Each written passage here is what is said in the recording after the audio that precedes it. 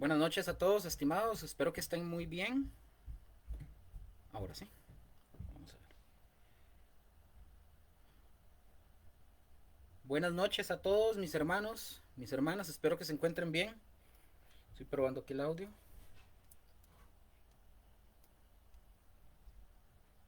Vamos a ver si se oye bien. Sí, listo.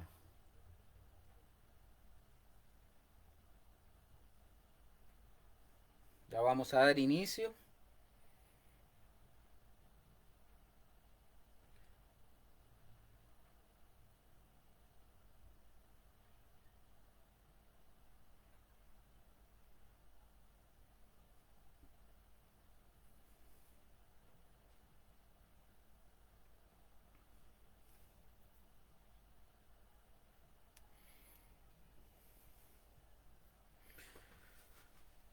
Bueno, un gusto saludarles a todos. Espero que se encuentren muy bien.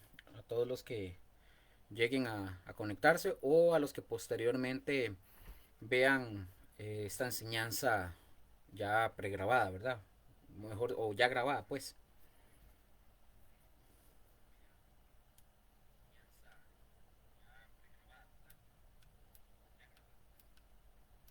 No sé si se oye muy bajito, pero creo que ahí está bien, me parece. Ok, bueno, vamos a dar inicio. Solo voy a revisar unos cuantos puntitos para poder iniciar. Llevamos ya 2 minutos de haber iniciado. Vamos a orar para poder arrancar como debe de ser.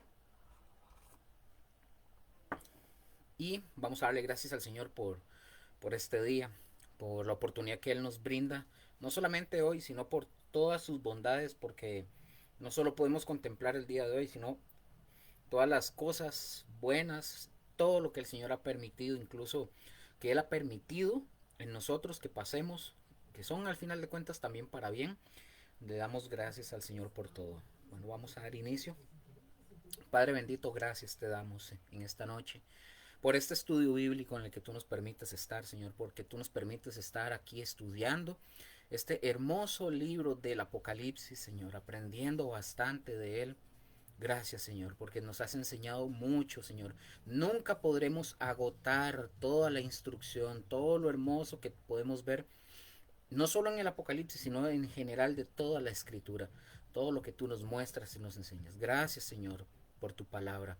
Gracias, Señor Jesús. Yo te pido en el nombre de Jesús que hoy, en esta noche, Señor, tú alumbres los ojos de nuestro entendimiento, nos guíes, nos dirijas hacia la ruta correcta, Señor, por donde debemos de caminar y de conocer tu palabra para obedecerla también, Señor, en el nombre de Jesús. Bendigo a mis hermanos, a mis hermanas que se conecten o los que posteriormente vean la enseñanza, los bendecimos enormemente, Señor, en el nombre de Jesús. Amén y amén.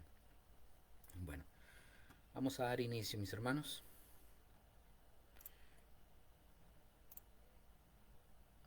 Vamos a dar inicio.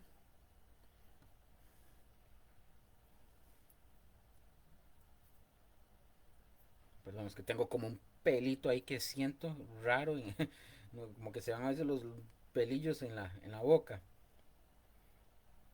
Ya vamos a iniciar un momentito solamente. Solo corroboro aquí unos puntitos, unos detalles. Ay,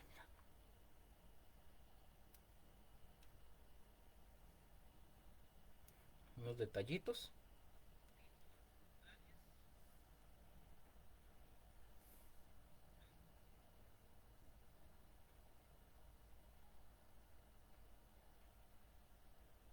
Ok, vamos a empezar de una vez. Entonces, para los que vienen llegando, vamos a dar inicio. No sé quién estará por ahí, pero quien esté, un saludo, un abrazo. Bueno, vamos a dar inicio, ahora sí. Ya oramos, ¿verdad? Para que todos lo tengan ahí presente, ya oramos, entonces voy a empezar. Ok, antes de iniciar, mis hermanos, con el estudio como tal, con el estudio como tal, ¿verdad? Yo quiero hacer un breve, voy a acomodarme aquí un poquito para estar más, ok, ahí, con la cámara. Quiero hacer un breve comentario porque creo que, se acuerdan que la semana pasada quedamos en un cierto punto, muy probablemente terminemos antes, espero, tal vez terminemos antes el estudio, pero vamos a ver.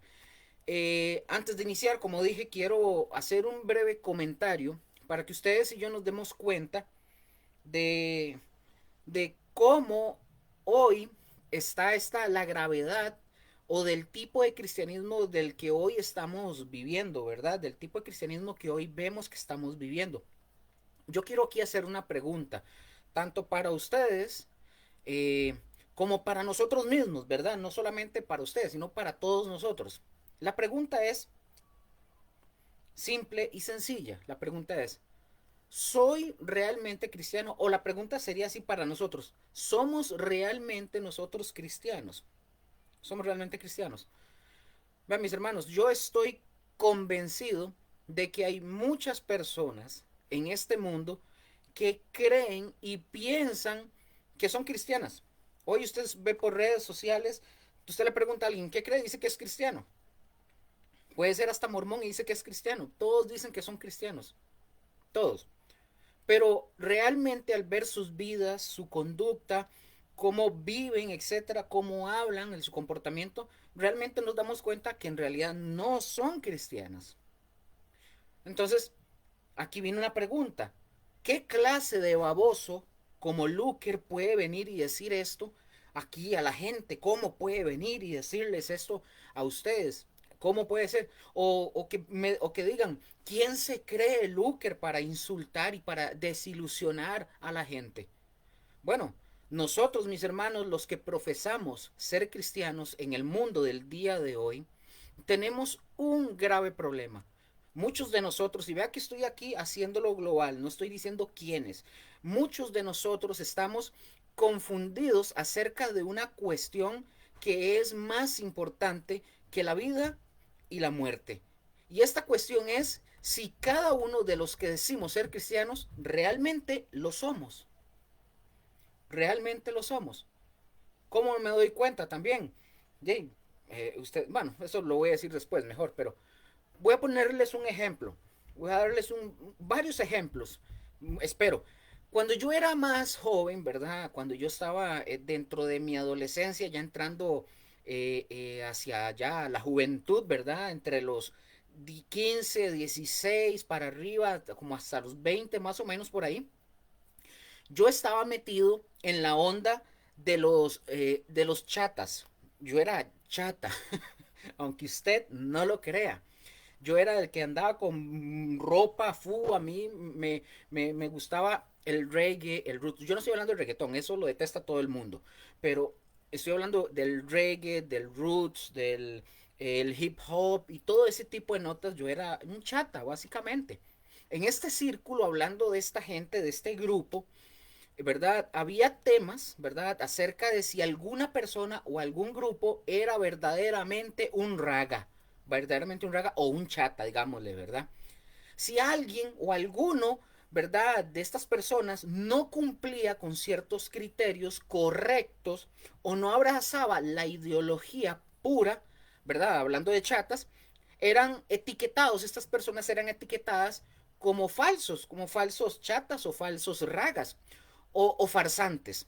Pero en fin, mis hermanos, en fin, el hecho de que la autenticidad, un ejemplo, hablando del chata o del raga, un ejemplo, esté en orden o no esté en orden, no tiene implicaciones en el destino eterno de nadie. Por ejemplo, yo también practiqué ciclismo durante muchos años. De hecho, todavía considero que lo practiqué, que no lo, no, perdón, lo he dejado de hacer durante ya un buen tiempo por otras cosas. Pero yo practiqué ciclismo ya como deporte como tal, entrenaba, etcétera y todo eso.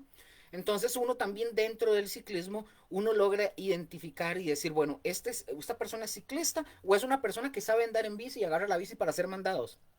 Porque así también habían gentes que de repente aparecían y se creían ciclistas, pero en realidad no lo eran. Un ejemplo muy rápido. Una vez me fui con un ex compañero de trabajo hicimos un plan para irnos desde aquí, desde San José hasta Punta Arenas en bicicleta.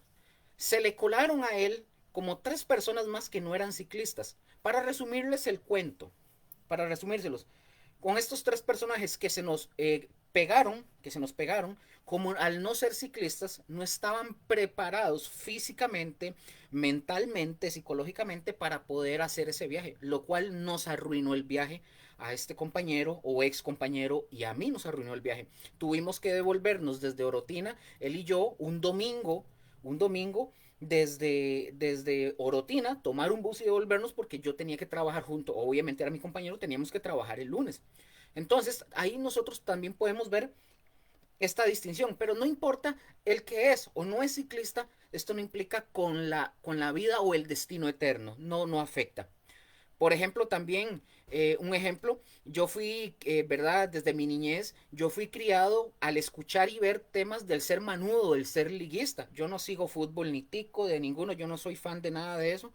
No pierdo tiempo con partidos como hacen todos que pierden. Yo no sé cómo hacen para estar viendo partidos todos los fines de semana, no lo logro entender. Es una pérdida de tiempo, pero en mi casa siempre casi todos eran o manudos o liguistas yo no soy fan, como dije, ni pierdo tiempo viendo partidos. Pero supongamos que algunos de ustedes, vamos a hacer el supuesto, supongamos que algunos de ustedes afirma ser un hincha o un liguista, un manudo, ¿verdad? De esos.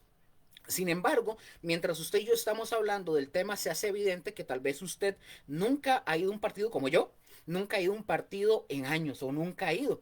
Entonces, yo en mi caso, digamos, pero estoy haciendo el ejemplo que estoy hablando con usted. Entonces, usted no sabe supuestamente bien quiénes son los jugadores, no sabe quiénes son los nombres ni nada. Entonces, usted acaba de enterarse que vienen las semifinales y ahora usted quiere formar parte de la gloria de la final. Bueno, yo no lo calificaría como un gran fan de la liga, según lo que, ¿verdad?, estamos hablando. Entonces usted no sería un gran fan. Sería más bien considerado un seguidor casual que aparece cuando se dio cuenta del movimiento que va a haber o que va a jugar Costa Rica con X persona o con X equipo. Entonces, pero de nuevo, mis hermanos, quiero aclararlo de nuevo. ¿A quién le importa esto realmente? Nadie vive o muere por no ser un gran fan de la liga o de Saprissa o de Heredia o de Cartago, no. Al final, mis hermanos, se trata de algo completamente insignificante hablando del partido y ese tipo de cosas, de la bicicleta o lo que sea. No obstante, mis hermanos, cambia el tema si somos cristianos o no lo somos. Y de repente dejamos el ámbito de lo insignificante para nadar en lo profundo. Nada menos que el destino eterno de nuestra alma está en juego.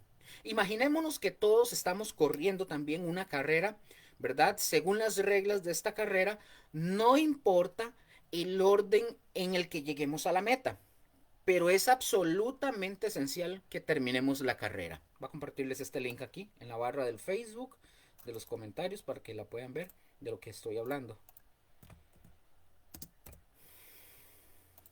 Entonces, no solo eso, mis hermanos, no solo eso, sino que nuestro destino, mis hermanos, nuestro destino eterno depende de si nosotros terminamos o no la carrera. Terminar, mis hermanos, la carrera significa gozo eterno. No terminar la carrera, por la razón que sea, significa sufrimiento eterno. Sería una carrera muy importante, ¿verdad? Si la carrera, esta es la carrera de nuestra eternidad, entonces es una carrera importante. Entonces, ahora imaginémonos que a lo largo de la carrera, ahí yo les compartí una imagen para que la puedan ver. Imaginemos que a lo largo de la carrera nosotros encontramos a personas, gente vestida con shorts, con tenis para correr, pero que por alguna razón están sentados a un lado de la pista de la carretera. Quizás otras personas están agachadas como quietas, están como estatuas, tensas, preparadas para la salida, pero nunca se mueven, sino que simplemente se quedan ahí quietos. Algunas personas están, por ejemplo, en esta carrera, en el ejemplo que les estoy diciendo, algunas personas están tal vez dando vueltas en círculos ahí como perdidos. Otros, mis hermanos, están corriendo en la dirección contraria. Supongamos entonces que paramos nosotros, que paramos para hablar con estos corredores, supongamos. Inmediatamente se nos hace obvio que están estas personas que están ahí sentados en la carrera sin hacer nada, ¿verdad? Se nos hace obvio que ellos están convencidos de que ellos están corriendo en la dirección correcta. Ellos dicen que esperan completar la carrera y recibir una recompensa sustancial. Se ríen y hablan de sueños, acerca de la vida del más allá y de la meta. Comienzan a hablar, ese es el lenguaje de ellos. El problema, mis hermanos, es que sabemos que estas personas nunca van a terminar la carrera debido a su ritmo o debido a la dirección que llevan. Aquí hago una pregunta. ¿Qué sería lo más amoroso que se puede hacer en este caso? Pregunta, ¿nos motivaría de verdad el amor a ignorar su confusión? Otra pregunta, ¿nos motivaría el amor a afirmar educadamente y no decir nada? Obviamente no, mis hermanos. El amor nos obligaría a advertirles, a convencerlos, incluso a rogarles que ellos deben de cambiar su destino y que deben de levantarse para correr. Amén. Entonces, con esto en mente que les vengo diciendo, quiero mencionar 4 aclaraciones. Por favor, 4 aclaraciones. En primer lugar, yo no creo que yo sea mejor que ustedes. No lo creo para nada. Estoy en el mismo lugar que ustedes. Necesito todos los días examinar mi vida, al igual que les estoy pidiendo a ustedes que examinen su vida. Número 2. En segundo lugar, mis hermanos, esto que les digo está dirigido a personas que dicen ser cristianas o quieren serlo. Si usted sabe que no es cristiano, supongamos que es musulmán o agnóstico o cualquier otra cosa, yo lo invito a usted a quedarse y seguir en este estudio, pero es posible, ojo con eso que voy a decir, pero es posible que haya otros temas u otras enseñanzas que les sean más útiles para sus preguntas, ¿verdad? En tercer lugar, no creo que yo sea un experto en todos estos asuntos. Ustedes no deberían, quiero, y lo he dicho muchas veces, ustedes no deberían creerse nada solo porque yo lo digo. Por el contrario, mi objetivo, mis hermanos, es mostrarles lo que los expertos han dicho.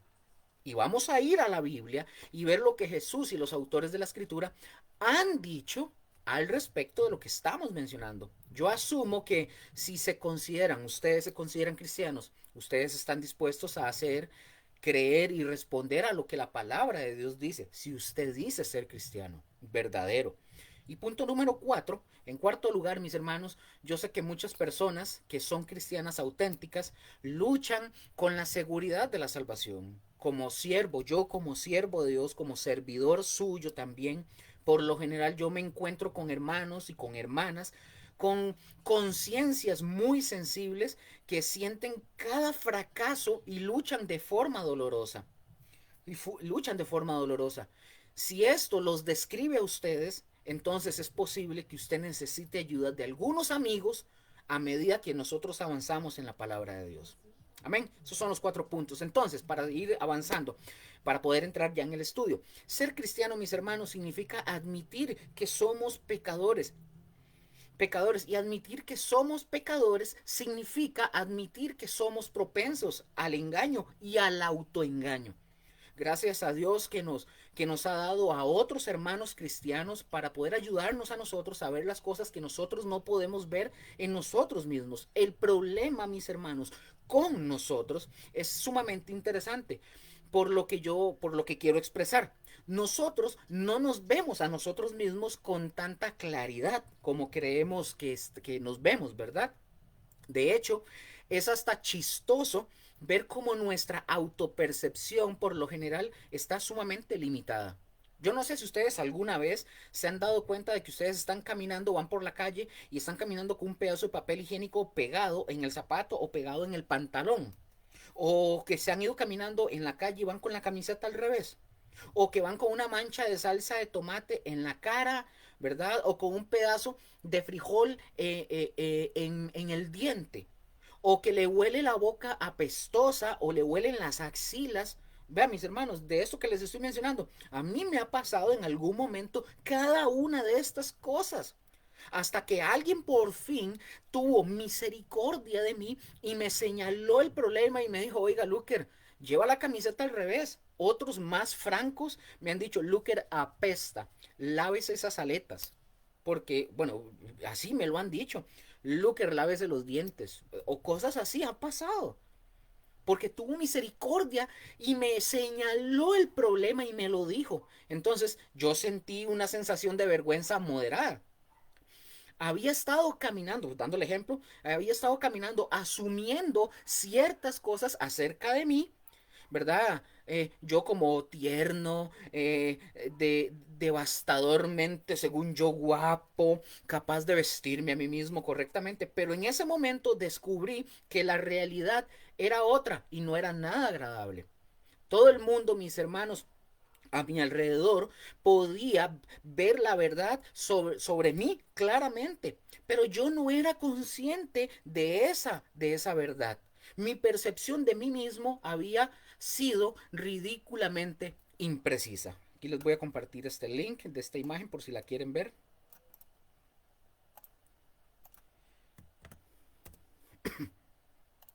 Entonces, mis hermanos, ¿qué quiero decir con todo esto que estamos, con esta introducción que estamos haciendo para ahorita entrar en el tema de Apocalipsis?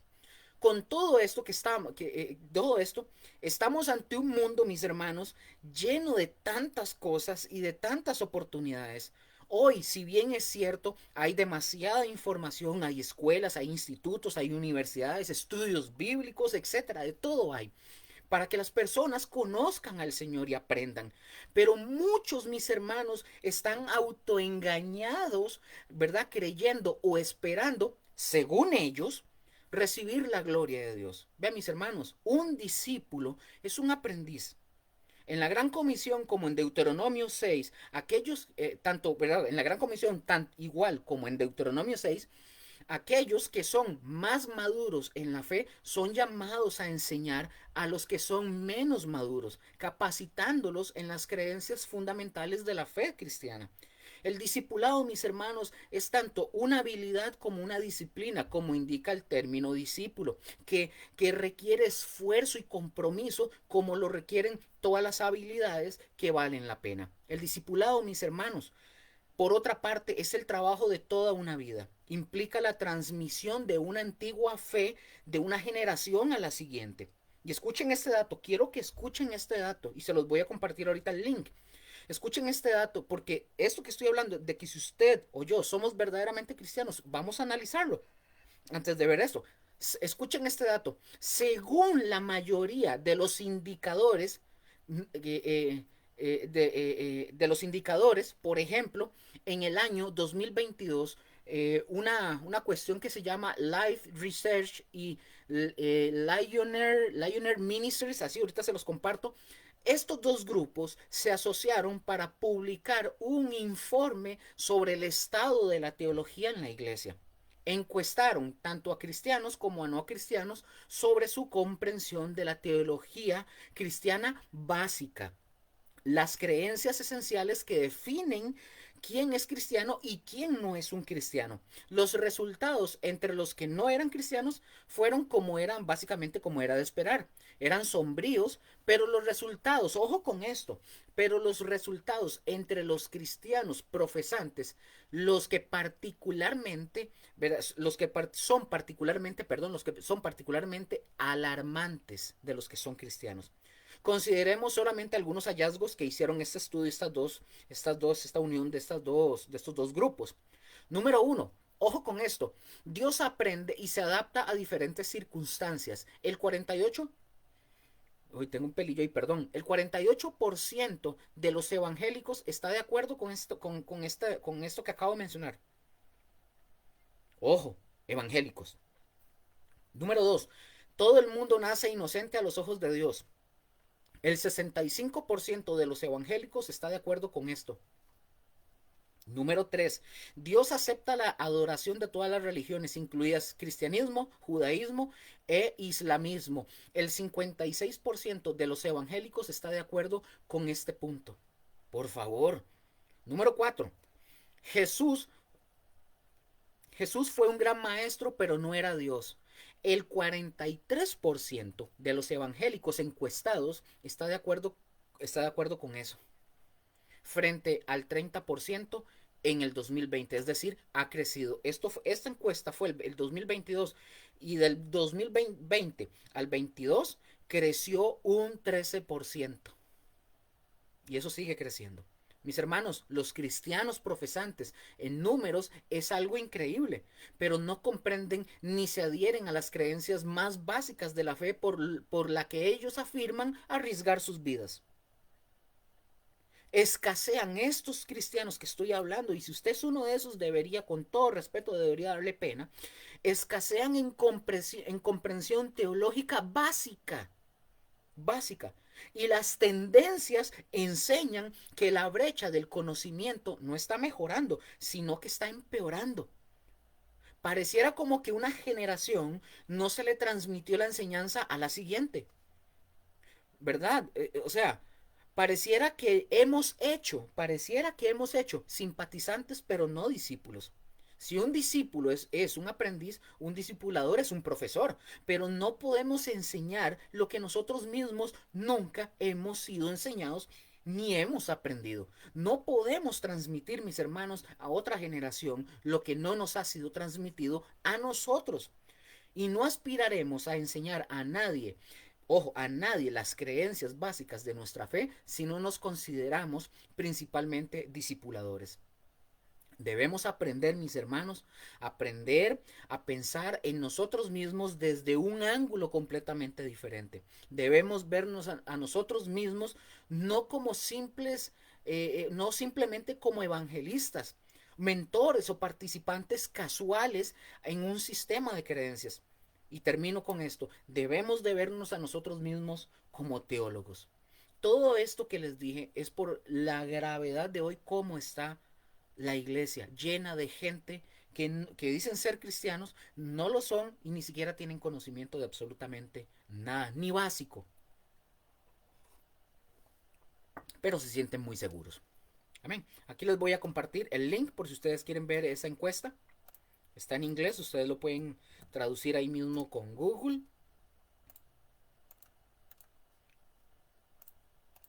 Entonces, bueno, vamos a dar ahora sí inicio. Perdón porque tenía que mencionar eso porque es importante ver todo lo que está sucediendo hoy en día. Bueno, el jueves pasado, vamos a apurarnos ahora sí.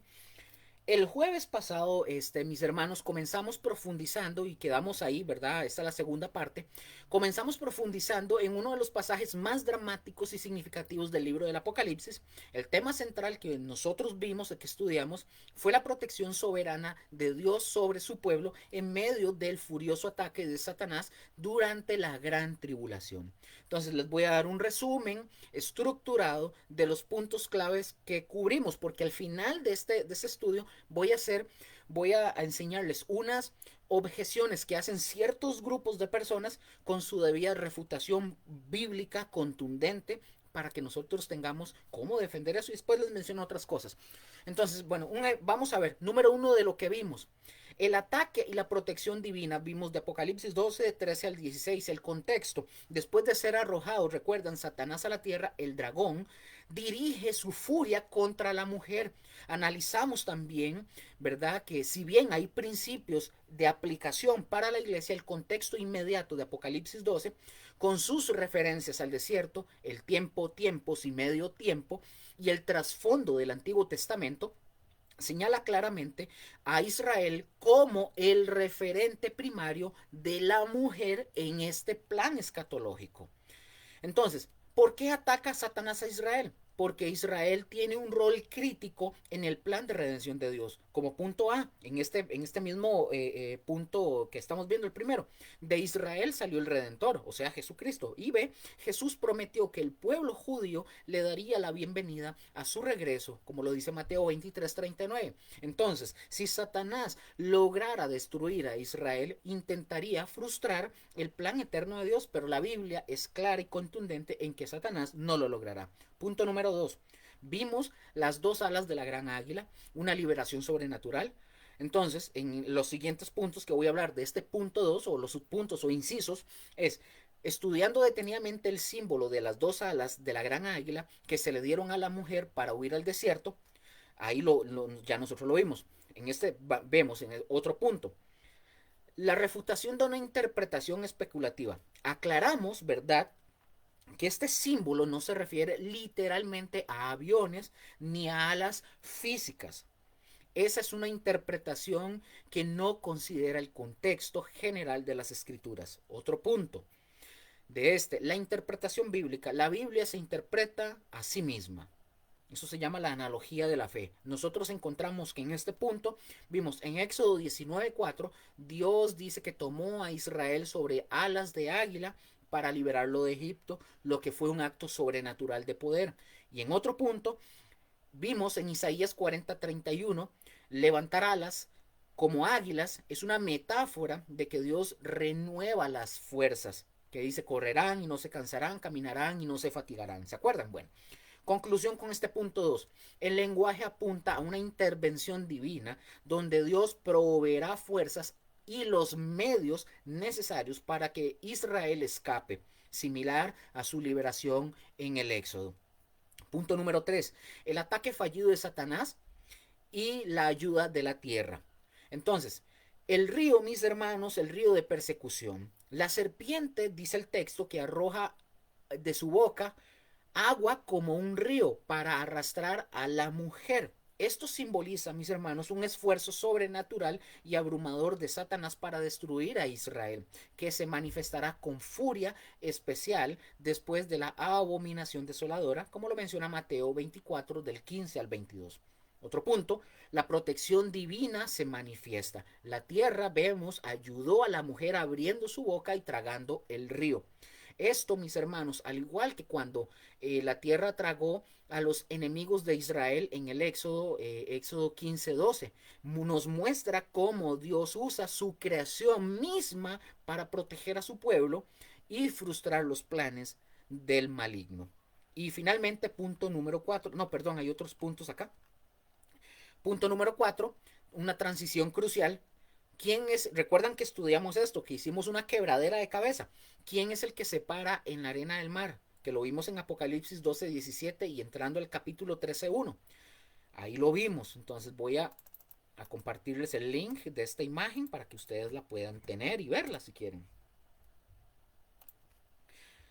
Entonces, si nos acordamos de este punto que estamos hablando, este fue un punto técnico, pero crucial que comenzamos a analizar. La mayoría de nuestras Biblias, como lo vimos, como la Reina Valera de 1960, termina en el capítulo 12, en el versículo 17, y hacen que Apocalipsis 13:1 comience con esta expresión: yo me paré sobre la arena del mar, hablando de Juan. Sin embargo, mis hermanos, yo les expliqué a ustedes que los manuscritos griegos más antiguos y autoritativos, como el Códice Alejandrino y el Papiro 115, incluyen un versículo en el capítulo 12 con un versículo 18 que dice: y el dragón se paró sobre la arena del mar.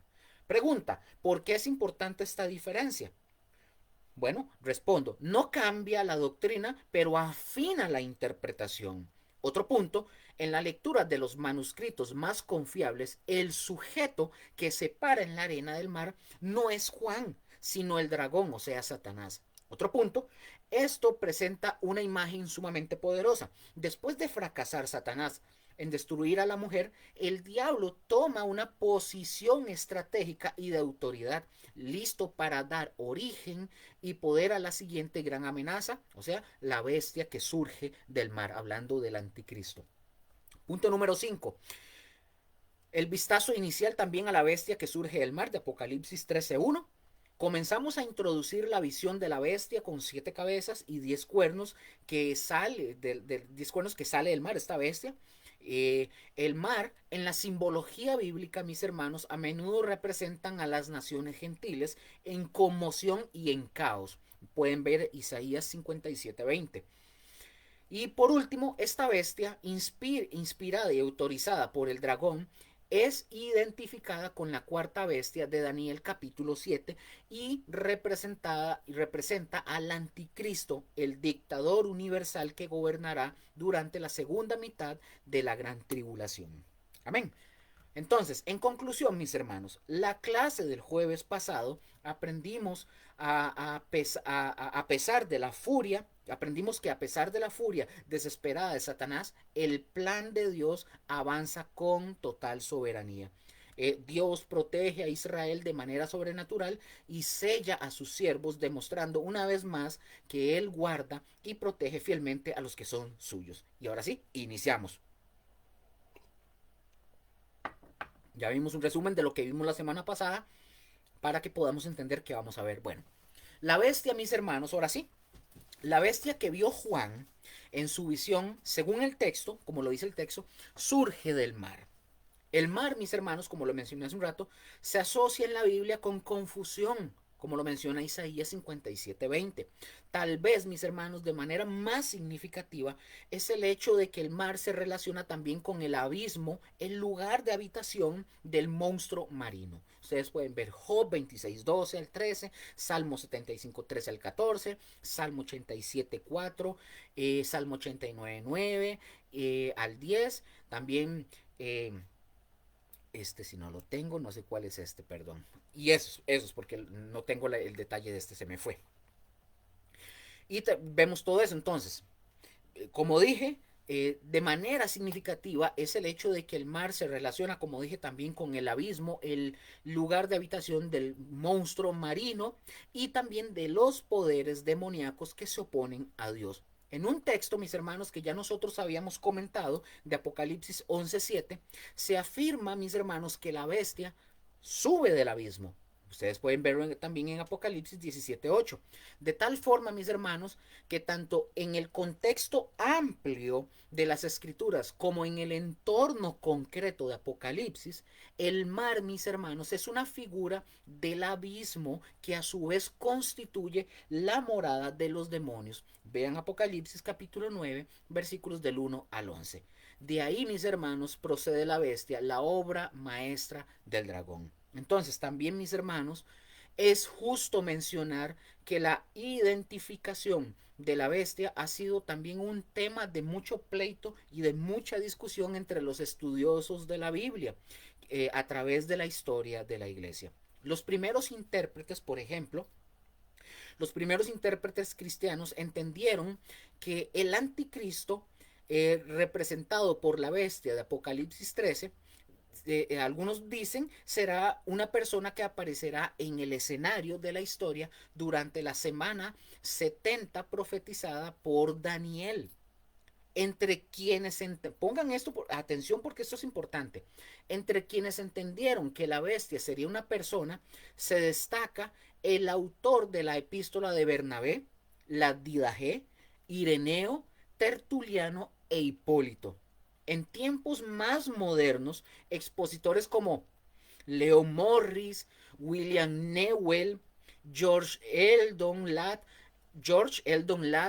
Robert Mons, John Walbur, Robert Thomas, entre otros, también coinciden en que la bestia se refiere a una persona.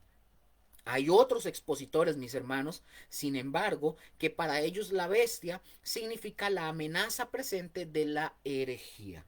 Esta interpretación, mis hermanos, se deriva, por ejemplo, de los pasajes de Primera de Juan, capítulo 2, versículo 18 al 22, y también Primera de Juan, capítulo 3, capítulo 4, versículo 3, y Segunda de Juan, capítulo 7, en los que Juan, ¿verdad?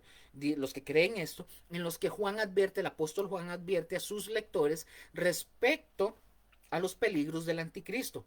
Pero cuando ustedes y yo estudiamos y hacemos un examen cuidadoso de los versículos que me acabo de mencionar de Primera de Juan y Segunda, de los versículos mencionados, pues se pone de manifiesto que si bien es cierto que el apóstol Juan da la voz de alarma a los cristianos de su generación respecto a los peligros de las falsas doctrinas, también es cierto que el apóstol Juan delimita entre anticristos en un sentido general del vocablo y el anticristo en un sentido concreto de la palabra.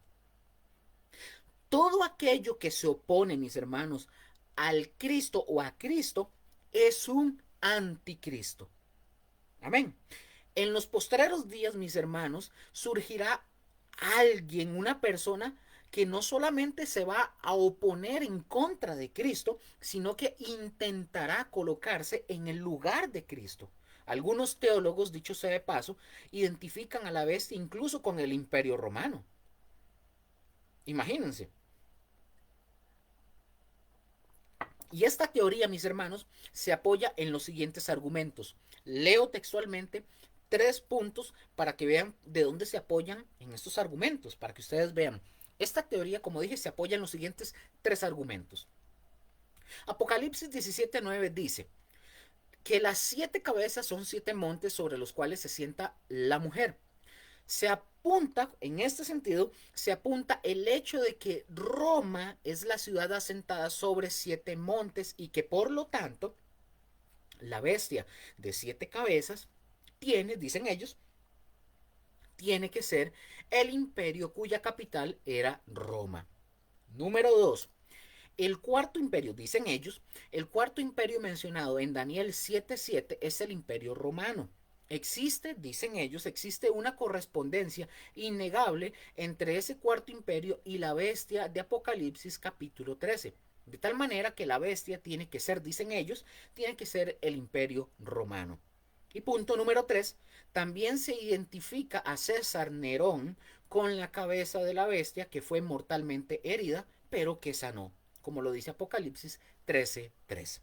Entonces, mis hermanos, en el siglo primero o en el primer siglo de la era cristiana circuló una leyenda al efecto de que el emperador Nerón había vuelto a la vida después de haberse suicidado, supuestamente. Un número considerable de intérpretes de la escuela preterista se suscribieron a la teoría de que la bestia es el imperio romano. Aún hay otros que generalizan diciendo que esta bestia representa a todas las formas de gobierno de este mundo que persiguen a la iglesia en cualquier lugar y época hasta que Cristo vuelva por segunda vez.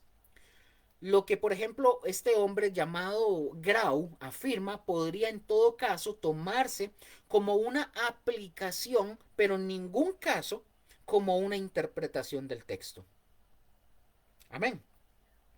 Cuando nosotros, mis hermanos, hacemos una exégesis congruente de los pasajes relacionados con la bestia, se pone de manifiesto que dicha figura representa al pseudocristo de los postreros días.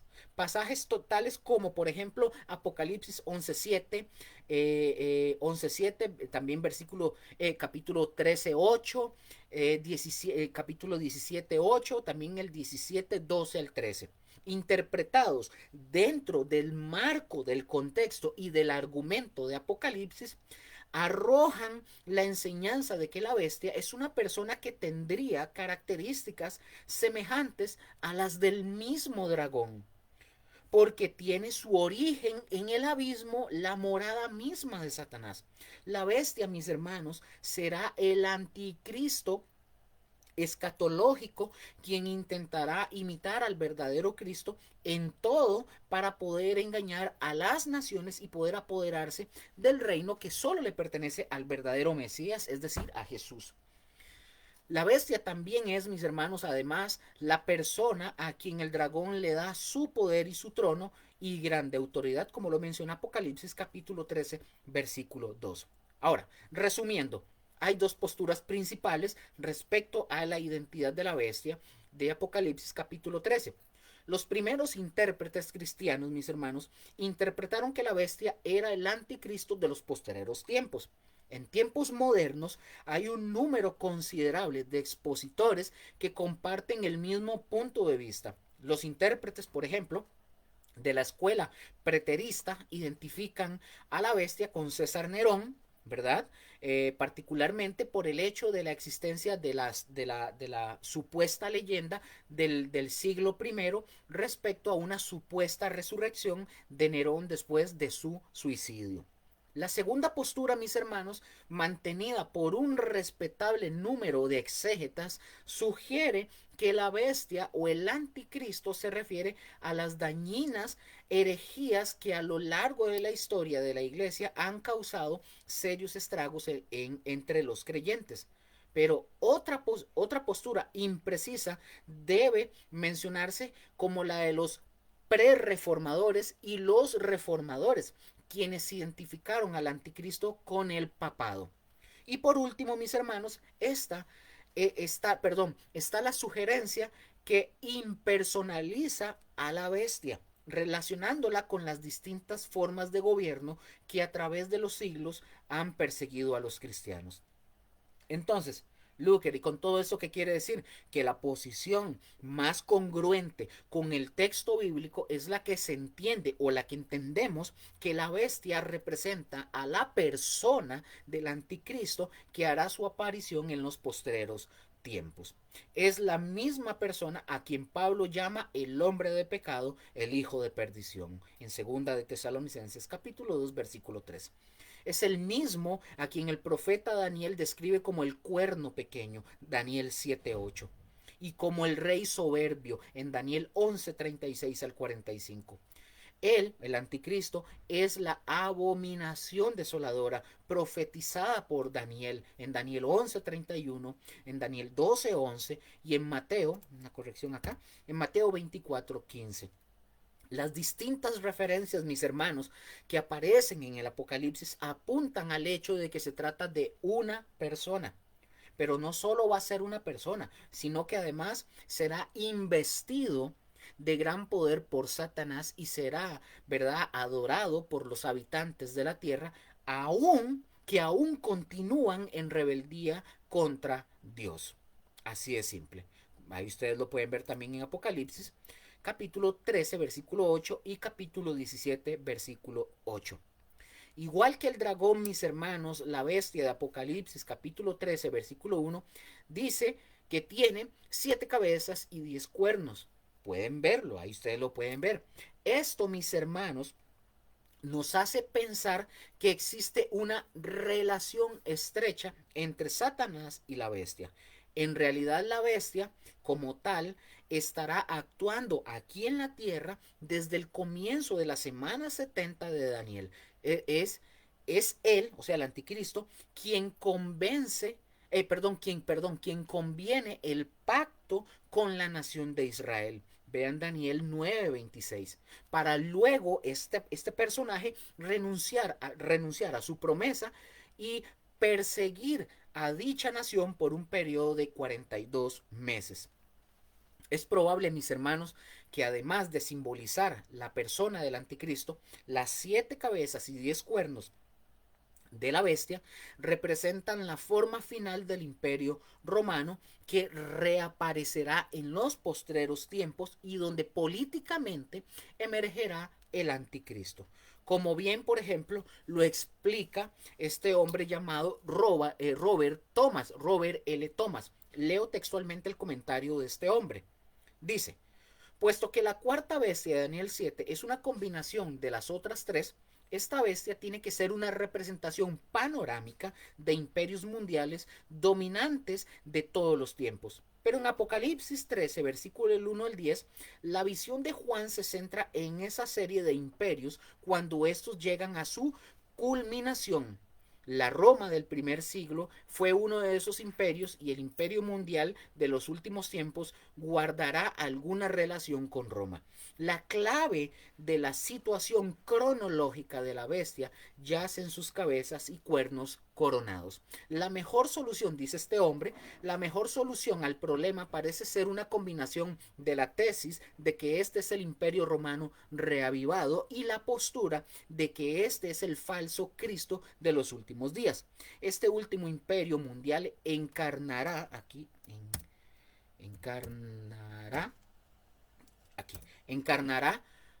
un individuo satánicamente capacitado quien se presentará a sí mismo como una imitación del Mesías para engañar a los moradores de la tierra. ¿Ven? Este es el comentario de este hombre, Robert L. Thomas. Amén. y está muy, muy atinado con lo que estamos estudiando. Ahora, vamos a ver, mis hermanos, 4 cosas que se destacan de la bestia que sube del mar que vimos en el versículo 1 de Apocalipsis 13. Número 1, las 7 cabezas. Número 2, los 10 cuernos.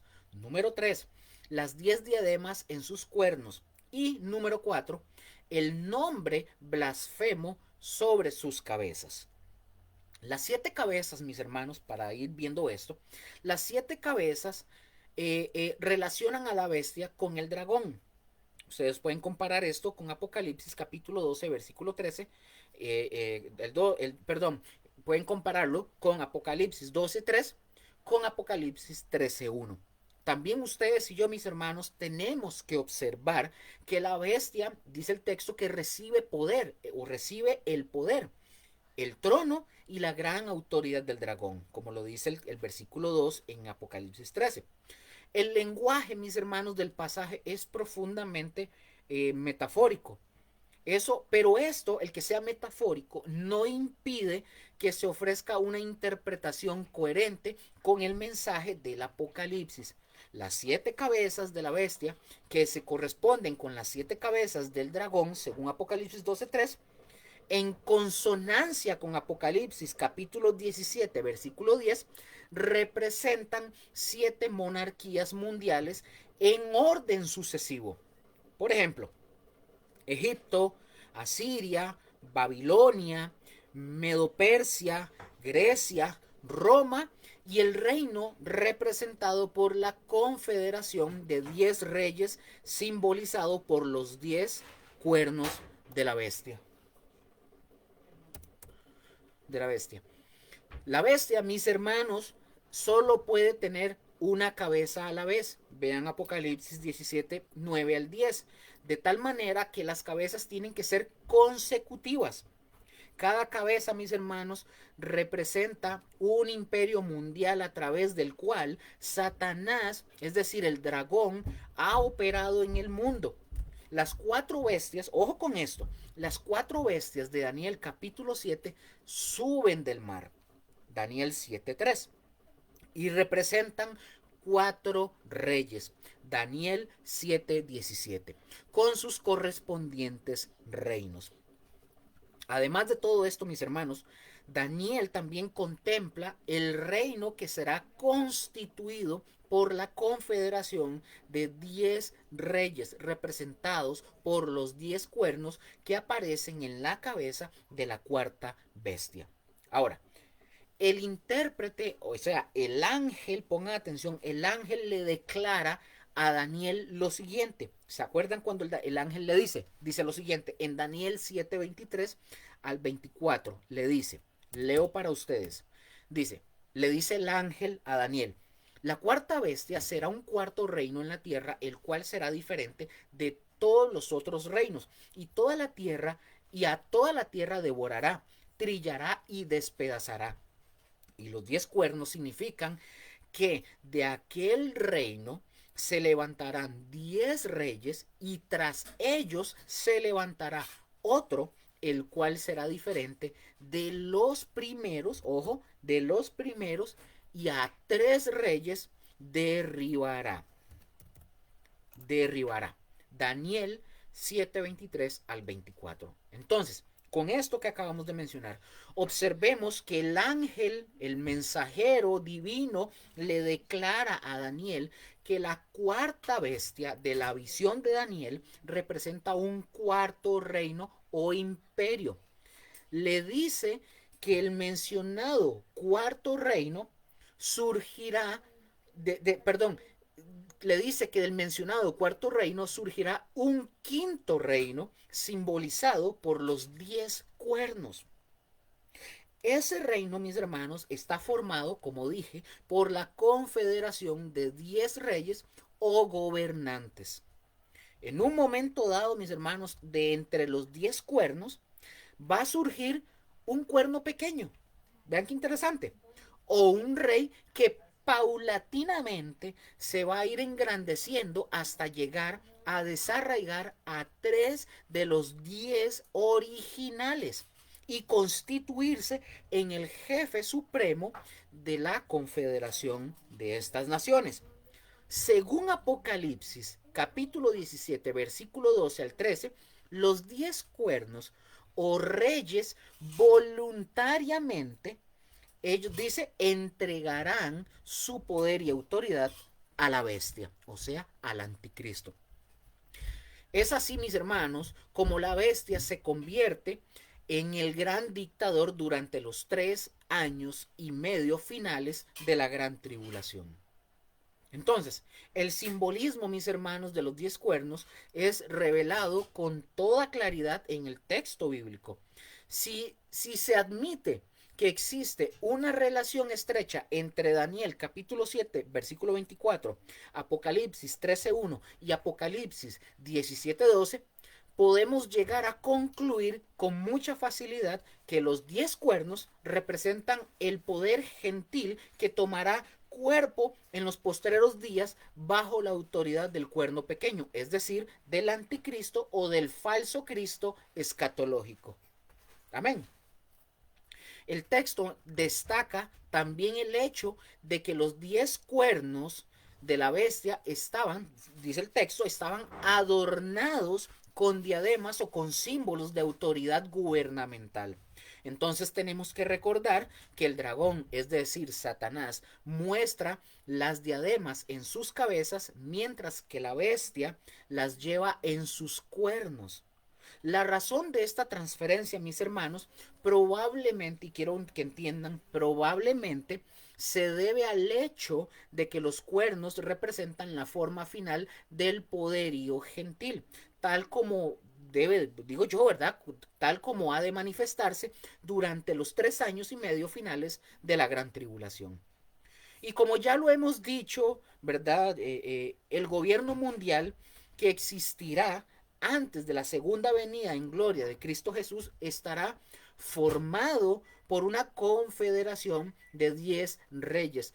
Por acuerdo mutuo, estos reyes entregarán su poder y autoridad a la bestia. Apocalipsis 17, versículo 13. Se destaca también, mis hermanos, para borrar acá, se destaca también el hecho de que la bestia lleva, dice el texto, sobre sus cabezas un nombre blasfemo. Literalmente, sobre sus cabezas, nombres de blasfemia, es lo que diría el texto, así literalmente. Ojo con esto, aunque el sustantivo blasfemia, del griego blasfemias, puede usarse tanto al nombre, puede usarse tanto al hombre como de Dios. En el ambiente, pero si nosotros vemos esto, en el ambiente del texto, lo más seguro es que se refiere a Dios. Cuando encontramos que son estas blasfemias, es que se refiere a Dios. Recordemos algo muy importante acá. Recordemos algo muy importante acá. Que la bestia, mis hermanos, es un agente de Satanás y como tal se constituye en un contrincante visible de Dios aquí en la tierra. Su objeto principal, mis hermanos, es influir en la sociedad para que los hombres adoren al dragón. Esa es su finalidad, su objeto principal. Entonces, por ejemplo, el profeta Daniel, el profeta Daniel señala que el cuerno pequeño, es decir, el anticristo, dice, ¿verdad? Tenía ojos como de hombre y una boca que hablaba grandes cosas. Daniel 7:8 en la parte B del versículo. Cuando nosotros encontramos la expresión que dice grandes cosas, tiene que ver con las blasfemias que profiere en contra de Dios. Por ejemplo, la sugerencia en Apocalipsis capítulo 13, versículo 1, es que en cada cabeza de la bestia está inscrito un nombre de blasfemia. La misma idea reaparece de nuevo en el capítulo 17 de Apocalipsis, versículo 3, donde dice que la bestia escarlata, o sea, estaba llena de nombres de blasfemia. Y blasfemia, mis hermanos, significa hablar en contra de alguien, hablar ofensivamente de alguna persona. En este caso, en contra de Dios. Según Apocalipsis capítulo 13, versículo 6, La bestia, dice el texto, abrió su boca en blasfemias contra Dios para blasfemar su nombre y su tabernáculo y de los que moran en el cielo. Ojo con esto. La blasfemia expresada, perdón, la blasfemia, o mejor dicho, la bestia, perdón, la bestia expresa blasfemias en contra de Dios en cuanto a que ridiculiza el nombre de Dios, ridiculiza su templo y los que habitan en el cielo. De tal manera, mis hermanos, que la bestia desafía la soberanía y la majestad de Dios al negar el primer mandamiento. Así de simple. Entonces, ¿esto que vemos que es? Es un acto de arrogancia. Es un acto de arrogancia y desprecio hacia Dios directamente. Para ver. Entonces es un acto de arrogancia y desprecio hacia Dios. La bestia, mis hermanos, o sea, el anticristo, se atreve a pronunciar palabras injuriosas contra la santidad y la persona misma del Dios todopoderoso y soberano. Aquí hay una diferencia sumamente notable entre el Cristo auténtico y el pseudocristo, hablando del anticristo, ¿verdad? El verdadero Mesías, o sea, el Señor Jesús, siempre, siempre, siempre alabó y glorificó al Padre Celestial e hizo incluso su voluntad en todo tiempo. El anticristo, el Cristo genuino hizo que los hombres observaran a Dios y que buscaran su presencia. Pero el falso Mesías o el anticristo niega a Dios y hace que la humanidad camine en pos del dragón y lo adore como su Dios. ¿Cómo la ven? ¿Cómo la ven ahí? Del lugar, mis hermanos, que nosotros ya hemos descrito como maldad y caos, es decir, el mar y resistencias a Dios, hago la pregunta, ¿qué salió de esa maldad? O del mar que sale de ahí. ¿Qué salió del mar, Rose? La bestia, correcto, salió una bestia. Y aquí, mis hermanos, aquí, para bestia, aquí esto nos da el texto, tiene la idea de un animal salvaje y peligroso. Esta bestia se describe con 7 cabezas y 10 cuernos. Así que, aunque esta bestia es distinta al dragón, hay una cercanía y una relación entre ambas. Él no es la bestia, no es el dragón, pero él es como el dragón, porque el dragón también tiene 7 cabezas y 10 cuernos, como ya se nos describió en el texto. Entonces, hay una relación entre una cosa y la otra. Es que esto hay que verlo así, porque háganse ustedes en su imaginación, cualquier criatura con 7 cabezas sería difícil de matar, porque si se hiere una cabeza, aún van a quedar 6. Por ejemplo, yo no sé si ustedes han leído o han visto o algo sobre algo que tenga que ver con la mitología griega. La hidra, esta bestia, una bestia de 7 cabezas, ¿verdad? Que es como una serpiente marina. Le cortaban una cabeza y resurgían otras cabezas más. O sea, háganse ustedes la imaginación. Cualquier criatura que existiera con 7 cabezas, ya por default, así por verlo así, es una criatura difícil de matar. Porque si ustedes, como dije, si hieren una cabeza, aún van a quedar 6 más. Y en las ilustraciones bíblicas, los cuernos, mis hermanos, expresan fuerza y poder. Cuando nosotros vemos que habla de cuernos es porque expresan fuerza y poder. Por ejemplo, voy a darles un ejemplo. Un toro con 2 cuernos es una criatura poderosa. Pero imaginemos una bestia con 10 cuernos. Entonces, mis hermanos, cuernos significan poder. Esta semejanza de la bestia con el dragón, que es Satanás, es solamente una de las cosas que se identifican uno con el otro, pero en este caso de una manera muy clara y categórica. Es decir, esa bestia que surge del mar es el anticristo. Y la palabra, mis hermanos, anticristo, eh, eh, eh, eh, eh, la palabra anticristo aparece en la Biblia solamente 5 veces. Entonces, en este caso, el apóstol Juan se está refiriendo a un individuo que ha capturado la imaginación de muchísimas personas a lo largo de la historia de la humanidad. Entonces, el anticristo, mis hermanos, es lo opuesto de, es en lugar de. Esto quiere decir, mis hermanos, que es opuesto a Jesús, queriendo ocupar el lugar de Cristo Jesús. Entonces, el anticristo, mis hermanos, aparecerá como una persona malvada y suprema. Por ejemplo, por ejemplo, si Jesús anduvo haciendo el bien, este individuo, hablando del anticristo, va a surgir haciendo el mal, o sea, todo lo contrario a lo que Jesús hizo cuando estuvo aquí con nosotros y lo que sigue haciendo en realidad Jesús. Si Jesús, por ejemplo, tuvo una personalidad en su carácter buena, bondadosa, humilde, sencilla, la naturaleza interna del anticristo será completamente lo opuesto. Soberbia, maldad, falta de amor, etcétera, etcétera. Sin embargo, su presentación inicial, la del anticristo, su presentación inicial al mundo no será repulsiva, sino va a ser engañosamente atractiva, como dice la escritura.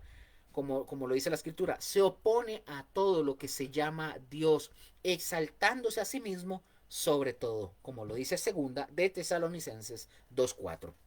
Pero, pero lo hará, como dice la escritura, lo hará con todo poder, señales y prodigios mentirosos.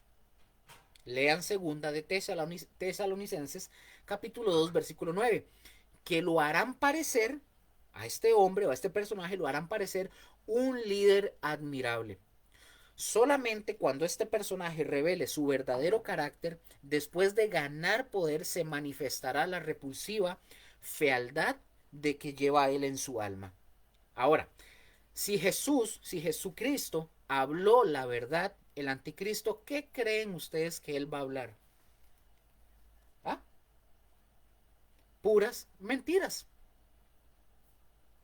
Porque, porque es hijo del padre de la mentira.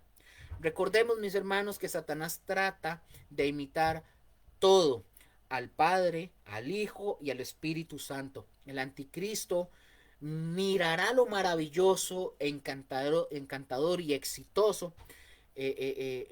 Todo eso lo va a ver él. Es lo que más le va a llamar la atención.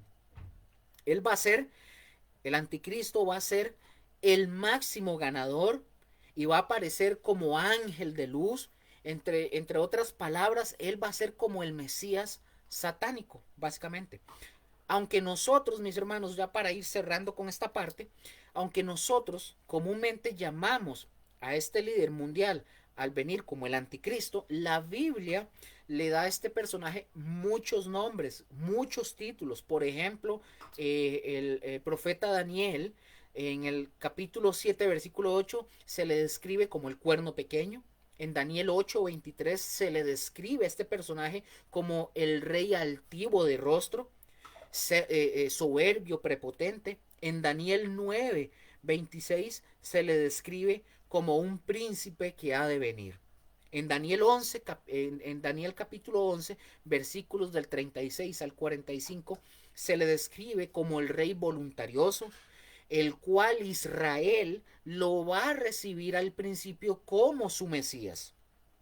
El hijo de perdición es otro nombre que se le da a este personaje, y el hijo de pecado, el que se opone y se levanta contra todo lo que tiene que ver de Dios y de Cristo. Amén. Entonces, aquí, mis hermanos, esta era la segunda parte de la enseñanza del jueves pasado, ¿verdad? Que no la pude terminar. Entonces, aquí vamos a quedar con esto y ya examinamos, ¿verdad? Detenidamente Apocalipsis capítulo 12, versículos del 13 al 16. Y también el inicio del capítulo 13, comprendiendo que nosotros estamos ante uno de los pasajes más estratégicos de la escatología bíblica. La protección divina, ¿verdad?, sobre Israel durante la gran tribulación no es una mera teoría, sino es una realidad que Dios ha revelado para nuestra edificación. El dragón, o sea, Satanás, vimos, despliega toda su furia en contra del pueblo escogido, pero encuentra límites establecidos por la soberanía divina de Dios. Las alas, como lo vimos, las alas de la gran águila representan el poder sustentador de Dios, no medios humanos de escape. Si eso será así, pues eso será, pero no podemos especular. La tierra también que leímos, la tierra que traga el río, simboliza la intervención sobrenatural del Creador. Cada elemento de este drama profético nos muestra a nosotros que el plan redentor de Dios avanza inexorablemente hacia su cumplimiento y que ni siquiera las huestes del infierno pueden frustrar los propósitos eternos de nuestro Señor Dios Todopoderoso. Entonces, mis amigos o amigos, quien quiera que esté ahí, todos estos los que vieron y escucharon este estudio, tanto el de la semana pasada como este, porque este está junto, van juntos, todo este drama celestial y terrenal tiene un propósito central. ¿Y cuál es este, Luker?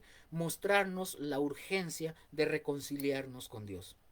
Mientras el dragón persigue a la mujer y hace guerra contra los santos, hay una puerta abierta para ustedes y para mí hoy mismo. El mismo Dios que protege a Israel en la tribulación quiere proteger el alma suya, la mía y de la condenación eterna.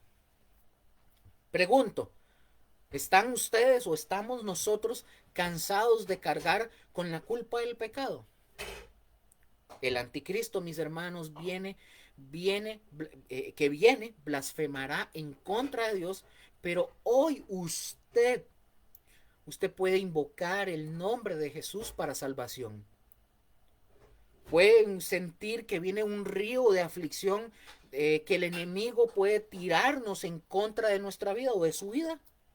Bueno, hoy Cristo ofrece ser el refugio seguro para ustedes y para mí. Amén. Entonces, usted tiene hoy esa posibilidad de clamar e invocar el nombre del Señor, cambiar su vida, dar media vuelta, un giro de 180 grados y cambiar su rumbo de vida y caminar en pos al Señor. Amén. Bueno, mis hermanos, me quedan unos minutos y con estos minutos vamos a hacer algo que yo lo había comentado.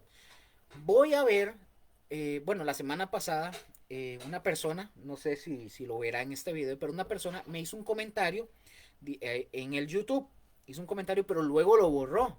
Era un comentario obviamente respetuoso y todo. Pero parte de esto es también de que si hay comentarios, bueno, hay que darle respuestas a las objeciones y a las preguntas que la gente haga. Entonces, vamos a hacer un análisis de ciertas objeciones que tienen que ver con este tema, y de la semana pasada, porque estos van juntos, como dije.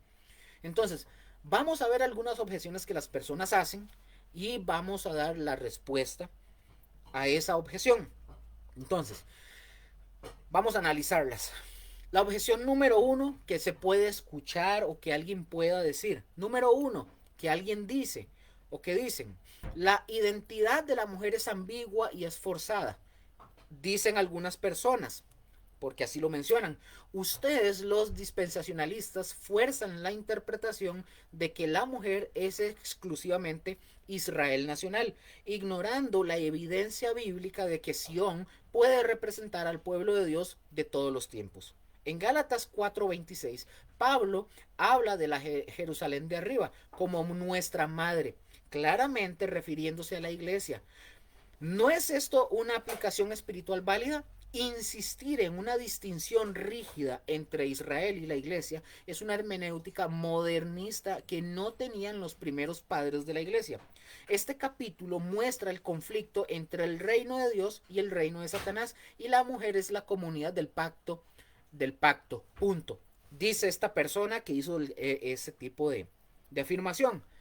Entonces, vamos a darle una respuesta sólida y y con respuesta que es multidisciplinaria. Número 1, el sustento hermenéutico con la analogía de la fe. La regla fundamental es interpretar la escritura con la escritura, que es la analogía de la fe. El símbolo, mis hermanos, respondiendo esta objeción, el símbolo del sol, luna y dos estrellas tienen un referente directo y exclusivo en Génesis capítulo 37, versículos del 9 al 11, donde se identifica sin ambigüedades con la familia de Jacob, o sea, Israel. Ignorar este paralelo es romper con el principio de interpretación literal, gramatical, histórica. Número 2, respondiendo a esta objeción, sustento teológico. Sustento teológico. Dispensacionalismo, teología del pacto reformada. Incluso, ojo con esto, incluso desde una teología no dispensacionalista se reconoce una estructura de pacto con fases. La mujer da a luz al Mesías. Eso es un hecho histórico cumplido en Israel. La iglesia, como se define en el Nuevo Testamento, no nace después de este evento, en Pentecostés, como lo dice Hechos 2. Por lo tanto, es una inversión del orden teológico, es decir, que la iglesia, decir que la iglesia dio a luz por lo tanto, es una inversión del orden teológico decir que la iglesia dio a luz a Cristo. Romanos 9, del 4 al 5, es claro de quienes, ¿verdad? Hablando de los israelitas, son, y termina el Cristo, para que ustedes lo lean.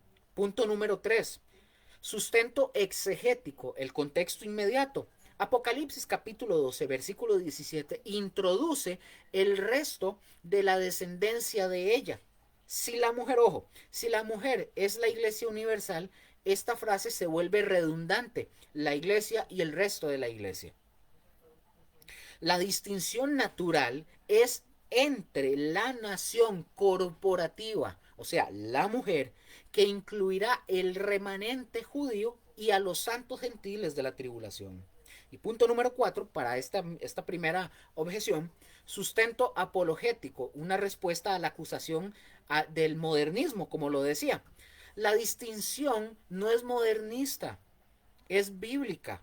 La carta de Santiago está dirigida a las 12 tribus que están en la dispersión. Santiago 1.1. Pablo habla de un misterio, Efesios 3 al 6, que es la inclusión de los gentiles en la igualdad de condiciones, lo que implica que antes no era así. La teología de reemplazo o la fusión total es la que surgió posteriormente en la historia de la iglesia, no el reconocimiento de la identidad única de Israel. Amén. Objeción número 2, para ir avanzando. La interpretación de las alas de águila es ingenua y anti-intelectual. La objeción que hace alguna persona es esta. Es una tontería y una falta de seriedad descartar por completo que Dios pueda usar medios modernos para cumplir su profecía. Ustedes dicen que es fortaleza, pero eso es una espiritualización vacía. ¿Acaso Dios no es soberano sobre la tecnología? Es una era de aviones de combate y operaciones de rescate. Es ilógico y casi supersticioso insistir en que el escape será puramente sobrenatural, de una manera que desafía la física. Esta interpretación los encierra en un literalismo, nos dicen, en un literalismo del siglo I y los hace parecer irrelevantes y temerosos de la ciencia. Respondo para todos ustedes, una defensa sólida y multidisciplinaria, sustento hermenéutico. Es una interpretación de símbolos. La hermenéutica responsable, mis hermanos, no espiritualiza arbitrariamente. Busca el significado establecido del símbolo en el contexto bíblico. El símbolo, alas de águila, está definido en el Éxodo capítulo 19, versículo 4, la liberación poderosa de Egipto. y explicado en Isaías capítulo 40 versículo 31, renovación de fuerzas para correr y caminar. Saltar y decir que son aviones es importarle al texto bíblico un significado anacrónico, o sea, impropio y extrabíblico al texto, lo que es una falacia hermenéutica. Número 2, sustento teológico, los atributos de Dios. La defensa no es que Dios no pueda usar aviones. Pongan atención, la defensa no es que Dios no pueda usar aviones, sino que el texto está revelando cómo actuará Él infundiendo poder sobrenatural a su pueblo. Esto que estoy hablando se alinea con el patrón de Dios de manifestar su gloria a través de la debilidad humana. Vean 2 Corintios capítulo 12 versículo 9. Un rescate militar con aviones glorificaría la tecnología humana. Un escape milagroso contra todo pronóstico glorificará el poder de Dios. Y punto número 3, sustento apologético, la coherencia lógica. Si se acepta el principio de interpretar símbolos con la tecnología moderna, entonces podemos abrir la puerta, supongamos, entonces estaría abriendo la puerta a un subjetivismo ilimitado. Entonces, pregunto, ¿el río de aguas es internet? ¿El río que sale de la boca es internet? Pregunto, ¿la tierra que traga el río es un ciberataque o es un hacker? Esta aproximación hace que la profecía sea imposible de interpretar con certeza hasta que suceda. O sea, como vaciándola de su valor como advertencia y de consuelo. La interpretación basada en analogías bíblicas es la única que puede proveernos un marco objetivo. Así de simple.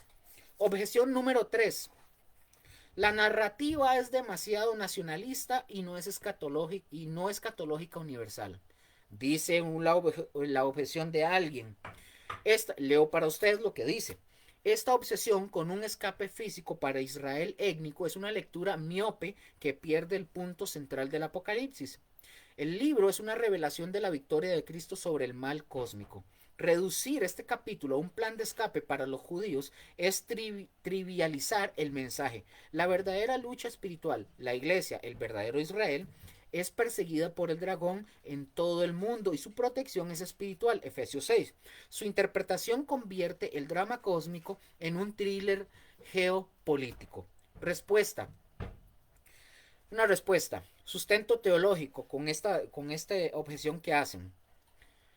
Teología bíblica. El mensaje de Apocalipsis, mis hermanos, es ciertamente universal, pero se desarrolla a través de un marco de pactos específicos. Dios hizo pactos incondicionales con la nación de Israel, Abraham, la tierra, David, etc., que aún no se han cumplido en su plenitud.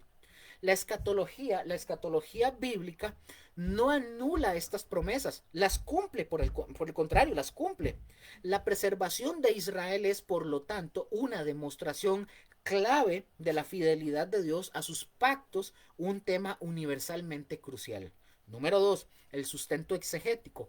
El capítulo, bueno, una sensibilidad, ¿verdad?, literaria acá.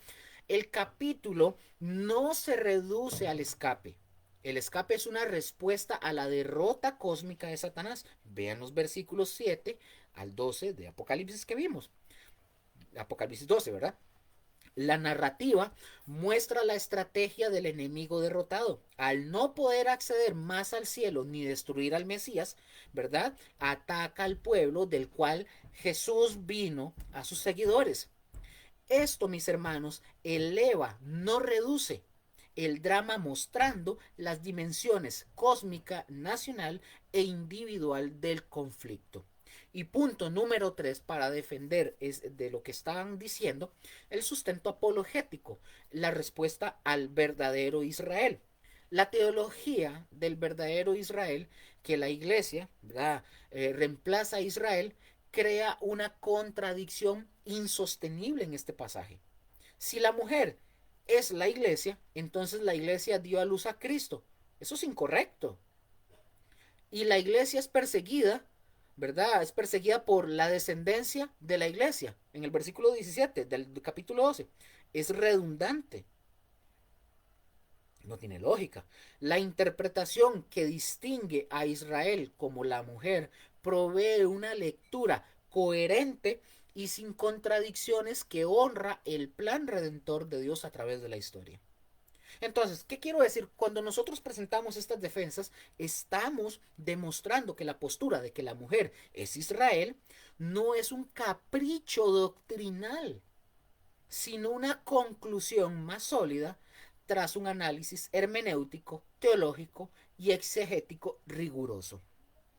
Hay otras objeciones, por ejemplo, y con todo respeto, quiero decirlo, algunos, esto que voy a responderle a estas objeciones, eso es una objeción de personas que tienen esta postura, que repito, son posturas como la de nosotros, es secundaria, no es vinculante a la salvación, pero quiero hacer refutar estas objeciones. Una objeción de la milenialismo o del o los post-tribulacionistas. Dicen, la mujer representa a la iglesia, no a Israel literal, de lo que venimos hablando. Una respuesta para todos ustedes. El contexto inmediato, Apocalipsis capítulo 12, versículo del 1 al 2, describe a la mujer con corona de 12 estrellas, las 12 tribus de Israel. Hay una continuidad histórica. El hijo varón en el versículo 5 es claramente Jesús, nacido del pueblo judío. Distinción bíblica, Apocalipsis 12, 17, diferencia entre la mujer y el resto de la descendencia. Entonces, hay un apoyo también patrístico. Justino Mártir, del 100 al 165 después de Cristo, en su escrito Diálogo con Trifón, identifica a la mujer con Israel. Les comparto el link por si ustedes quieren descargar ese escrito de Justino Mártir. Y no solamente eso, yo voy a dar un día de estos sobre nuestra posición para que ustedes vean de que esto no es una invención, no viene de John Nelson Darby, etcétera. Lo vamos a ver después, ahorita no. Entonces viene una respuesta sencilla a todas estas objeciones. Si la mujer es la iglesia, ¿de quién nació Jesús? La iglesia nació de Jesús, no al revés. La lógica bíblica exige que la mujer sea Israel. Número 2, objeción de ateos y escépticos. Dicen, esto es mitología que como otras religiones antiguas. La refutación con esto. Evidencia histórica, pongan atención, el pueblo judío ha sobrevivido contra toda probabilidad histórica. Egipto, Babilonia y hasta el Holocausto, imagínense. Profecía cumplida, la restauración de Israel en 1948 cumple con la profecía de Ezequiel 37. Diferencia esencial, la mitología describe ciclos, la Biblia revela propósito lineal hacia un clímax. Testimonio existencial. El martirio de los creyentes a través de la historia testifica de una realidad trascendente. Y una respuesta simple a todo esto. Si esto es solo mitología, que usted pueda creer, ¿verdad? ¿Cómo explica la supervivencia milagrosa del pueblo judío a través de 3500 años de persecución? Respóndame eso, por favor. Número 3. Objeción de los agnósticos. Dicen ellos, no podemos saber el significado real de símbolos tan oscuros, dicen ellos. Bueno, veamos, hermenéutica consistente. La Biblia, mis hermanos, interpreta sus símbolos. Apocalipsis 1:20 establece el principio. Contexto del Antiguo Testamento. Las alas del águila o de la gran águila se explican en Éxodo 19:4 y también en Isaías 40:31. El cumplimiento progresivo, la revelación es progresiva, pero coherente. Principio de interpretación. El género apocalíptico usa símbolos, pero comunica verdades literales. Entonces, Dios no nos daría un libro que no pudiéramos entender. Cuando la Biblia usa símbolos, los explica en otras partes. Objeción número 4. Objeción de gnósticos y mesiánicos radicales. Dicen ellos, el Israel espiritual reemplaza al Israel físico. Respondo para ustedes. Romanos 11. Pablo dice claramente que Dios no ha rechazado a su pueblo. Versículo 1 ahí en Romanos 11, léanlo. Jeremías 31, 35 al 37. Los pactos con Israel, ojo, los pactos con Israel son tan permanentes como el orden natural de las cosas. Hechos 1, 6 al 7, Jesús confirma el futuro reino para Israel. Argumento lógico. Si las promesas a Israel son anuladas, pregunto, ¿por qué confiaríamos en las promesas a la iglesia? Vean, mis hermanos, Dios no es como un contratista que incumple con sus promesas. Si rompió sus pactos con Israel, pregunto, ¿por qué tendríamos que confiar nosotros en su pacto con la iglesia, con nosotros? Por favor, respóndame en eso. Objeción número 5 a los preteristas. Dicen los preteristas, esto ya se cumplió en el año 70 después de Cristo con la destrucción de Jerusalén. Contesto para ustedes. Apocalipsis describe, mis hermanos, eventos mundiales, no locales. Empezando por ahí. Templo futuro. Apocalipsis 11, mis hermanos, habla de un templo en Jerusalén que no existía en el año 70 después de Cristo. Testimonio histórico. Los padres de la iglesia primitiva, como Ireneo, esperaban un anticristo futuro. Coherencia temporal. Pongan atención con esto. El tiempo, tiempos y medio tiempo, o sea, 3 años y medio, no encaja con el sitio que sucedió en Jerusalén. No encaja. Entonces, si todo lo que estas personas dicen se cumplió en el año 70 después de Cristo, pregunto, ¿dónde estuvo el anticristo que hizo pacto con Israel por 7 años? Simple, la historia no registra esta figura, no la registra. Número 6, para ir finalizando. Objeciones, los liberales teológicos, dicen ellos. Dicen, esto es literatura de resistencia, no profecía predictiva, dicen ellos. Respondo para ustedes. Evidencia manuscrita. Los rollos del Mar Muerto muestran que Daniel fue escrito antes de los eventos que el mismo Daniel predice. Repito, los rollos del Mar Muerto muestran que Daniel fue escrito, o sea, el libro de Daniel fue escrito antes de los eventos que Daniel predijo. Precisión matemática. La profecía de las 70 semanas de Daniel es específica y que se cumplió. Testimonio de Jesús. Jesús trató a Daniel como profeta genuino. Vayan a Mateo 24:15 y léanlo. Criterio de falsabilidad. Las profecías bíblicas son específicas y comprobables. Entonces, vean mis hermanos, si esto es solo literatura de consuelo, pregunto, ¿cómo explican las profecías cumplidas con precisión matemática como Daniel capítulo 9? Por favor. Número 7. Objeción sobre la crítica textual. Dicen, si hay errores de copia, ¿cómo confiar en el texto? Doy una respuesta. Respuesta abrumadora, con abrumadora evidencia. Tenemos más de 5.800 manuscritos griegos del Nuevo Testamento. Preservación divina. El 99.5% del texto está establecido más allá de la duda razonable. Variantes sin afectación doctrinal. Ninguna variante textual afecta a doctrinas centrales. Transmisión superior. La Biblia tiene mejor testimonio que cualquier obra clásica. Entonces, tenemos más copias, mis hermanos, de la Biblia que de las obras de Platón. Si dudamos de la Biblia, entonces yo los invito a que también tenemos que dudar de toda la historia antigua. Si dudamos de la veracidad de la escritura, pues mis hermanos, van a tener que poner en duda a Platón, y a todos estos personajes filósofos de los cuales muchos se aferran que no tienen tantas copias como la Biblia sí las tiene. Punto número 8. Objeción filosófica, para ir finalizando.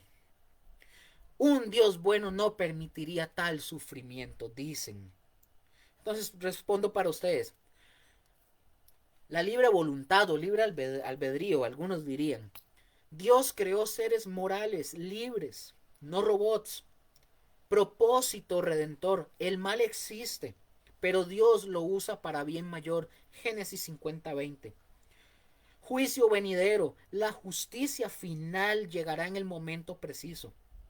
La paradoja resuelta en la cruz. Dios mismo sufrió en Cristo para redimir el sufrimiento. Por eso es una paradoja. Entonces, mis hermanos, Dios no crea el mal, pero lo permite temporalmente para lograr un bien mayor que no podía lograrse de otra manera. Número 9. Objeción sobre la interpretación literal. Dicen algunos, no se puede interpretar Apocalipsis literalmente. Principio hermenéutico, por favor. Interpretar literalmente a menos que el contexto indique lo contrario. Cumplimiento de las profecías. Las profecías sobre Jesús se cumplieron literalmente. Coherencia interna. Los números y medidas en Apocalipsis son específicos. Testimonio de Jesús. Jesús interpretó las profecías del Antiguo Testamento literalmente. Entonces, cuando la Biblia dice, mis hermanos, 3 años y medio, significa 3 años y medio. Dios dice lo que significa y el significado. Dios dice lo que significa y significa lo que dice. Entonces, para que memoricen esto, para que lo tengan ahí, terminamos. Respuestas, para que ustedes las memoricen. ¿Por qué Israel y no la iglesia? Porque la iglesia nació de Israel, no al revés. Dios mantiene sus promesas. ¿Dónde está la evidencia? En la historia del pueblo judío, el milagro continuo de su supervivencia. Alguien dirá, ¿no es esto muy complicado? Dios revela lo necesario, mis hermanos, para nuestra esperanza, no para nuestra curiosidad. ¿Por qué confiar en textos antiguos? Porque tienen mejor respaldo manuscrito que cualquier obra de la antigüedad. ¿Dónde está Dios en el sufrimiento? En la cruz, transformando el mal en redención. Cada objeción, mis hermanos, tiene una respuesta sólida. Nuestra fe, y termino con esto, nuestra fe no es ciega, sino basada en evidencia histórica, textual y lógica. Podemos confiar en que el Dios que protegió a Israel en el pasado, cumplirá sus promesas en el futuro. Amén. Bueno, mis hermanos, vamos a orar para finalizar, porque ya me pasé 7 minutitos, y agradeciendo obviamente a cada uno de ustedes por su tiempo y igual, si ustedes tienen preguntas, objeciones, pueden hacerlas aquí, escribirlas al WhatsApp, está aquí, ¿verdad? De la congregación, igual en YouTube está en la descripción abajo el WhatsApp, ustedes pueden escribir respetuosamente y respetuosamente vamos a responder. Bueno, Padre, gracias te damos en esta noche por tu palabra, por tu palabra, por tu providencia. Bendigo a mis hermanos, mis hermanas, Señor, para que tú les sigas dando luz, inteligencia y sabiduría. Gracias, Señor, por tu palabra. Guíanos y guárdanos. Y en donde quiera que estemos, Señor, ayúdanos a poder hacer tu palabra. En el nombre de Jesús, Señor. Guárdalos a todos y a cada uno. En el nombre de Jesús. Amén y amén. Bueno, a todos, buenas noches. Que el Señor me los continúe bendiciendo. Nos vemos la siguiente semana. Dios primero. Bye, bye.